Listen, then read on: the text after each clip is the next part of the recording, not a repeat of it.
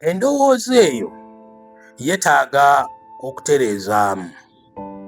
Ekisookera ddala lwaki tulwanyisa ekibonerezo ekyokuwanika omuntu kalabba? Oli alina okusooka okukitegeera. Tewali wadde omulundi n'ogumu bwe tuwagira obuzzi bw'emisango. Tetuwagira buzzi bwa misango. N'olwekyo omuntu yenna awulira kampeyini eno oba kaweefube waffe okugyawo ekibonerezo ekyokuwanika kalabba aleme kulowooza nti tuwagira obuzzi bw'emisango. Tetuwagira buzzi bwa misango. Kye tutunuulidde kirina olina okitegeera mu ngeri nnyingi. Ekisookera ddala, osookera ddala n'otunuulira obuvunaanyizibwa bwa gavumenti bwe buluwa. Obuvunaanyizibwa bwa gavumenti mu nsi yonna kwe kuziyiza obuzzi bw'emisango, kwe kukuuma abantu n'ebintu byabwe. Kati ekibonerezo ekyokuwanika omuntu kalabba kiweebwa gavumenti ng'eyita mu ki? Ng'eyita mu kitongole ekiramuzi. Ekyo kiba kiraga bulazi nti walimu okulemererwa okuva ku ludda lwa gavumenti okukuuma abantu n'ebintu byabwe. Ekyokubiri nti bw'otunuulira amawanga agaggyewo ekibonerezo ekyokuwanika abantu kalabba mu nsi za Bulaaya n'ensi za Afrika n'ensi nnyingi nnyo, by the way n'Amerika mu kiseera kino states 18 ziggyewo ekibonerezo ekyo. Lwaki?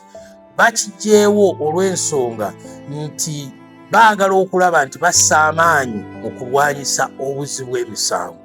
Naye ate nga bw'otunuulira n'abantu abazza emisango egya naggomola mu nsi ezo, mu nsi eziggyewo ekibonerezo ekyokuwanika abantu kalabba bakendedde nnyo bw'obageraageranya n'amawanga agalina ekibonerezo ekyo. Kitegeeza nti si y'engeri gy'oyinza okuggyawo obumenyi bw'amateeka oba obuzzi bw'emisango kifaanana bwe kityo. Olina okussa amaanyi. Kati ekinyusi kiri wano, tulina okussa ennyo amaanyi ekisookera ddala mu kulwanyisa obuzzi bw'emisango ekifaanana bwe kityo. Ekisookera ddala nga tuvujjirira, tulina okuvujjirira ekitongole kya poliisi okuba nti kisobola okukola emirimu gyakyo bulungi. Kubanga ensi zino zonna z'olaba ezissa amaanyi mu kibonerezo ekyokuwanika abantu kalabba, kizuuliddwa nti tebassa oba tebavujjirira kitongole kya poliisi kuba nti kisobola okukola emirimu gyakyo n'okuziyiza obuzzi bw'emisango. Ekyokubiri, waliwo ekitongole ekivunaana kye bayita DPP, naye yeetaaga okuvujjirira. Ekitongole kyetaaga okuvujjirira kubanga kizuuliddwa nti waliwo abazzi b'emisango abakozesa bannaabwe. Kati bano abanaku abasinga obungi abatera okusangibwa nga bebazza emisango gino batera kubeera bantu baavu, banaku, abayisibwa obubi. Kati abantu abo bakozesebwa abagagga ne bazza emisango egifaanagana bwe gityo. Ekyo nakyo tulina okukitunuulira. Ekirala kye tutunuulira mu kaweefube ono okubeera nti tebakyawagira kibonerezo kyakuwanika abantu kalabba. Mu kunoonyereza kutugenze tukola okw'emirundi 3 okwasembayo kulaga nti abantu 64 ku buli 100 be twebuuzaako mu ggwanga lyonna baalaga nti tebakyawagira kibonerezo kyakuwanika muntu kalabba, bawagira kibonerezo kyakusiba muntu mayisa. N'olwekyo wabaddewo enkyukakyuka mu ndowooza z'abantu. Naye obuzibu bwe tukyalina nti abantu bakyenyigira mu bikolwa eby'ettemu, eby'obukyayi ebireetera ddala naawe omuntu atunula, naawe omuntu alwanira okuggyawo akalabba okulaba nti ddala abantu bano bakozesa ettima erikyasingidde ddala okuba eryawaggulu. Ekyo nga tukitadde ku bbali, mu kiseera kino okuviira ddala mu mwaka gw'1999 tewannabaawo muntu awanikibwa kalabba, kubanga tunajjukira nti mu 1999 eggwanga lyakoma okuwanika abantu kalabba abantu 28 ali Hajji Ssebirumbye obutaddemu bwe baawanikibwa. So nga ate abannamagye, ekikolwa ekyokuwanika abannamagye ku kalabba kyakoma mu 2005. tunajjukira nti bafather aba Irish fathers bwe battibwa abajaasi olwo lwe lwakoma okuba nti no bawanikibwa kalabba. Nolwekyo tewanabaawo kuwanika muntu kalabba okuviira ddala mu myaka egyo. So nga ate Uganda bw'oba ogitunulire newankubadde tukyalina ekibonerezo ky'okuwanika omuntu kalabba, tunajjukira nti Uganda omwaka oguwedde gwe mulundi gwayo ogwasooka obutawagira kiteeso ky'amawanga ag'ensi yonna ekyokuba nti tukomya okuwanika abantu kalabba. Ekitegeeza nti ne mu gavumenti waliwo endowooza eriwo nti ekibonerezo ekyokuwanika abantu kalabba kyandikomezeddwa.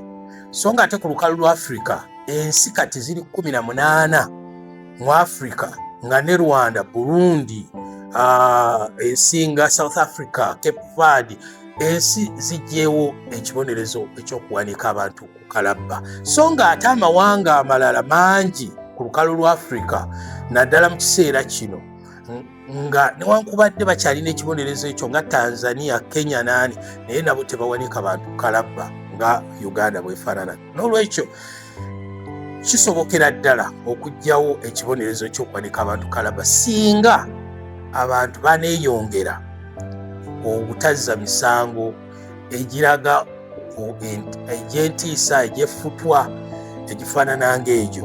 N'olwekyo waliwo endowooza okuba nti egenze yeeyongera okubeera nti abantu tebawagira kibonerezo ekyo, so nga ne gavumenti okutwalira wamu nayo erina endowooza ekyo. Tunajjukira nti waliwo n'ekiteeso ekyayisibwa ampuliriza oba alaba kyalina okutunuulira. Kisookera ddala kkooti ey'oku ntikko newankubadde yakkiriza nti ekibonerezo eky'okutta oba kya kalabba kisigalewo, yagamba singa omuntu asingibwa omusango n'aweebwa ekibonerezo ekyokuwanikibwa kalabba n'atattibwa mu myaka 3 olwasibwa mayisa, ekyo kyo bwe kityo bwe kiri mu mateeka mu kiseera kino. Ekyokubiri, omuntu waabwebwa ekibonerezo ekyokuwanikibwa kalabba alina eddembe okujulira okuviira ddala ku kkooti enkulu kugenda mu kkooti ejulirwamu okutuukira ddala ekibonerezo ekyo ne kikakasibwa kkooti ey'oku ntikko.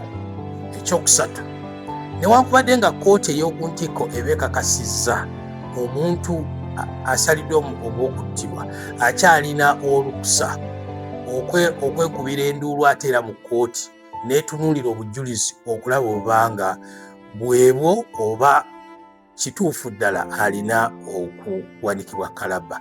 Nakyo etteeka bwe kirambika. Ekyo ekirala, bw'abanga ali mu kkomera ng'amaze okusingibwa omusango era ng'aweereddwa ekibonerezo ky'okuwanika kalabba, waddembe okwekubira enduulu eri pulezidenti okumuddiramu eri akakiiko akateekebwawo ke bayita prerogative of mercy committee. Akakiiko ako kaweebwa emyezi 6 singa omusibe yenna asaba okuddibwamu okulaba nga bamuddamu mu myezi 6 obutasukka myezi 6. Kale wabaddewo enkyukakyuka ezifaanana bwe zityo. Ekirala, emisango egya Naggomola kati gyoyinza okugamba nti osobola okuwanikibwa kalabba giri 28 mu Uganda, naye ng'emisango egisinga obungi gyekuusa n'ebyobufuzi bya mu nsi mu lukwe, emisango egifaanana bwe gityo. Naye ng'omusango kati ogukyasingidde ddala okubeera nti abalamuzi kwe bayinza okusinziira okuwa omuntu ekibonerezo ky'okuwanikibwa kalabba kwekutta, era amateeka gonna bwe gatyo bwe galambika. So nga ate n'etteeka erikwata ku bisiyaga eryayisibwa nalyo singa omuntu yenyigira mu bikolwa eby'ebisiyaga naddala n'abaana abato, awo yasobola okuwanikibwa kalabba oba ayinza okuweebwa ekibonerezo ekyokuwanikibwa. Bw'oba otunuulidde enkola y'abalamuzi mu kiseera kino, abalamuzi tebakyayagala nnyo wa kibonerezo kino, okuggyako nga omuntu eyenyigira mu kikolwa eky'okutta yakikola mu ngeri y'entiisa eyitiridde, era emisango gino ennaku zino gye tulaba abalamuzi kaakati bwe baweera ekibonerezo eky'omuntu okuwanikibwa kalabba, ojja kulaba nti obujulizi bulaga nti abeenyigira mu bikolwa ebyo bakozesa entiisa, bakozesa effutwa, bakozesa obukyayi, era nga tewali kirala kyonna okujjako okubawa ekibonerezo ekyo. Gamba nga mu musango gw'Okello engeri gye yattamu abaana abato, bwe tutunuulira engeri gye batta Susan Magala, bwe tutunuulira engeri gye batta omukulu w'ekika ky'Engeye, olabira ddala nti byali bikolwa bya ntiisa, nti bw'otunuulira obujulizi nga tebalina kirala kyonna kyakukola okujjako okubawa ekibonerezo ekyo. Naye newankubadde kiri bwe kityo, mu kiseera kino